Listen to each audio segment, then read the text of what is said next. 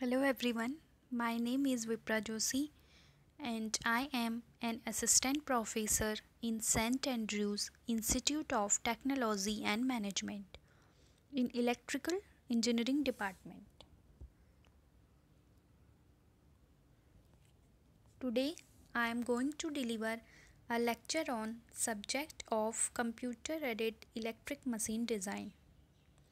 In this video, I will be explaining estimation of magnet current of transformer and rotating machine. And the second is real and apparent flux density. This is unit second topic of 6th semester in electrical engineering. So, what is the magnetizing current? At first we discuss magnetizing current in transformer, then rotating machine. Magnetizing current is the term used to denote the total current. This current flowing into the primary of transformer at the time when the transformer is energized by a specific voltage and frequency, but the secondary of the transformer is open circuited. It means there is a no load connected. At that time this current flowing into the primary, which is called the magnetizing current. So we can say the magnetizing current is actually the combination of the current which required to magnetizing core I1 and the current which required to supply the loss in the core I2. So actually what happened? Whenever a power transformer is just switched on without connecting any load on the secondary, at that time the primary of the transformer draws current, this current from the source of the transformer, which is the transient in nature. So there is a inrush current at the instant of the switching of the power transformer. This inrush current is generally do not create any permanent fault in the transformer. It means duration of this current is few millisecond, and this current does not create any permanent fault in the transformer. But the inrush current can cause unwanted tripping in the circuit breakers of the transformer. This is happened at the time of the charging of the transformer. So what is the basic theory of inrush and magnetizing current of the transformer?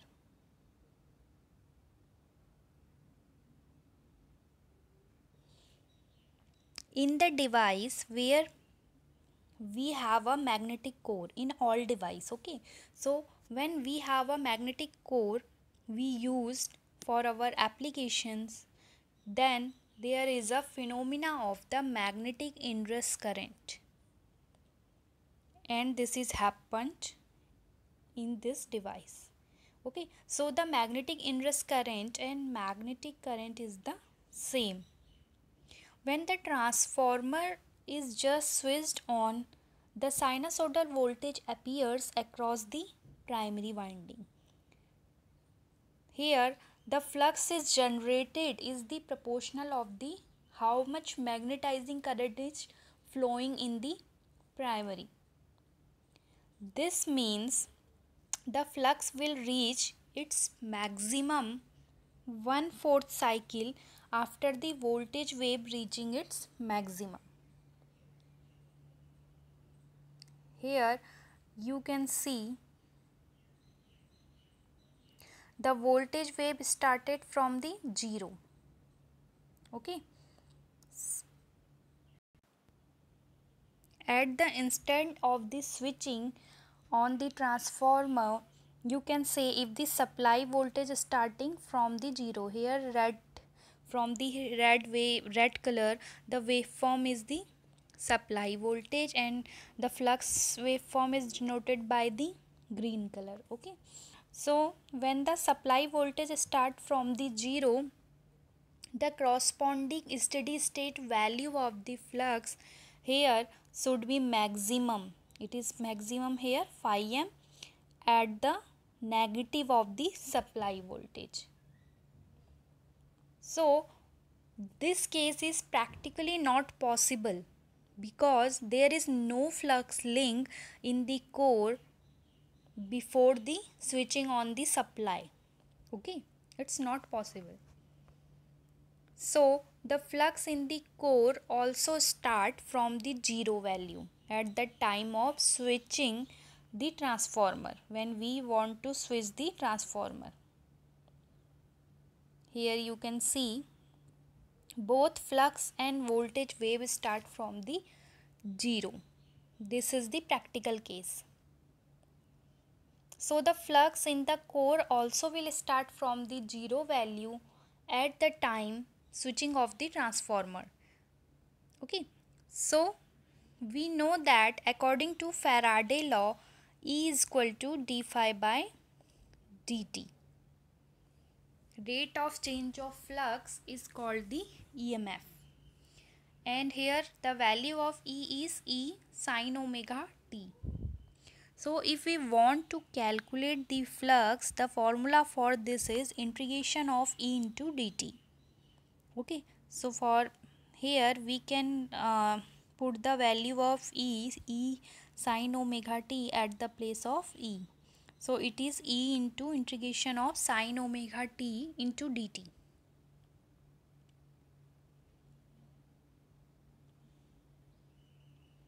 Now you can see here, if the transformer is switched on at the zero, the flux wave initiate from the same origin. Now the value of flux at the end of the first half cycle, it is the half cycle and the full cycle is from here to here. So here is 0 and here is pi and here is pi by 2 and here is pi. Okay, you can also take the value as 0, pi, 2 pi. Okay, so for the first half cycle, okay, so half cycle, the voltage waveform can be calculated as, it goes to integrate 0 to pi omega sin omega t dt into Vm by omega, and the maximum value of phi equal to phi m integration of 0 to pi omega sin omega t dt equal to 2 phi m. So it is the maximum value, and after integration of this value we can get the maximum value is first half cycle is 2 phi m. So here we can say that the maximum value of flux at the first half cycle is 2 phi m. Okay, so it has jumped at the double of its maximum value of steady state value. The maximum value of flux at the steady state value is phi m. So here it is the double. Okay, so the core is saturated just above the phi m. Here you can see in this diagram,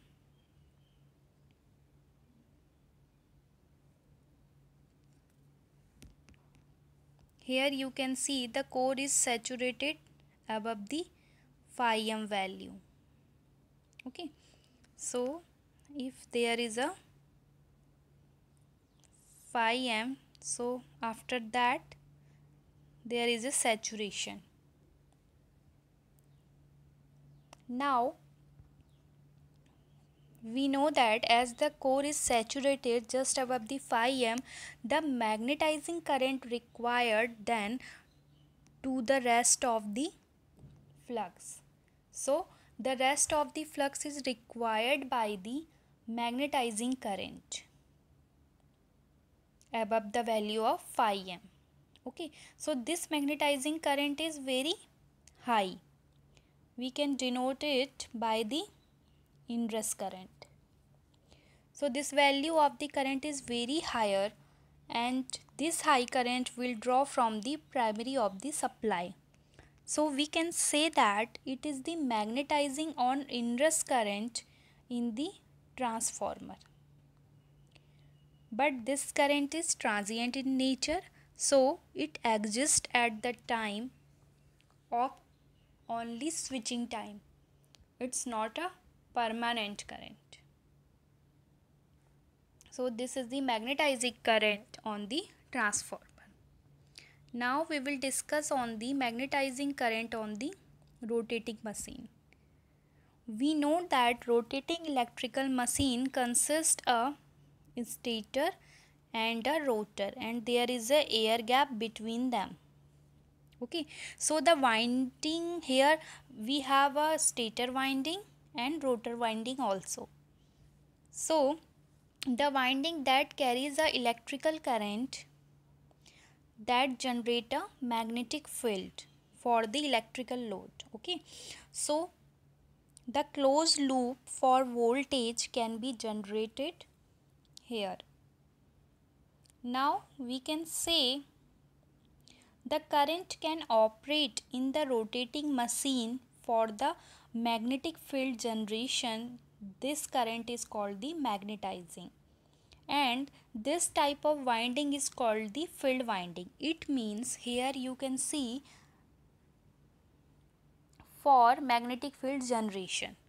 Okay, so it means we require the magnetizing current for the magnetic field generation. Okay, so this current is necessary for us. Magnetizing current is denoted by here I mu. Okay, so we can say magnetizing current is essential for setting up a magnetic field in the air gap of the motor. It means in the air gap of the rotating machine, this magnetizing current is essential for setting up the magnetic field. And in other words, we can say without any magnetizing current, the magnetic field cannot be generated, and the motor operation is not possible. Okay, so here we can not transfer the energy. The stator winding is inductive in nature, we know that. So when we supply a AC on the stator, it draw the current lags by the voltage. Okay, so we can say the current required to stabilize the magnetic flux in the air gap of the motor. This is the magnetizing current. Now, real and apparent flux density in DC machine. When the iron part is saturated, then there is a less reluctance of the iron part. And you can see here in this diagram the flux distribution when the iron part is not saturated. So when the iron part is not saturated, the reluctance of the iron will be less. Then there is a flux passing through only the tooth. Okay, but when the iron part is saturated, here you can see the flux distribution when the iron part is saturated. So when the iron part is saturated, then all the flux passing through the slot and tooth also. Tooth and slot also. Here you can see the flux of line passing through the slot also, and this is the tooth. Okay, so the flux divide itself here into the two parts. Here flux 5/2 in the slot and 5/2 in the tooth. Okay, so here the flux is divided into the two parts, and here reluctance of the iron is also increased. So this is the flux distribution on the when the iron part is saturated and not saturated. Now the formula for the flux density is phi s over iron area of the tooth Ai. This is called the apparent flux density, and the real flux density is equal to the flux in the tooth of the iron path phi I and net iron area of the tooth Ai. Both flux density are divided, and this give the net flux density, real flux density, be real. Okay, so this density is less than from the apparent density. So these are the formula for the apparent density and for the net flux density.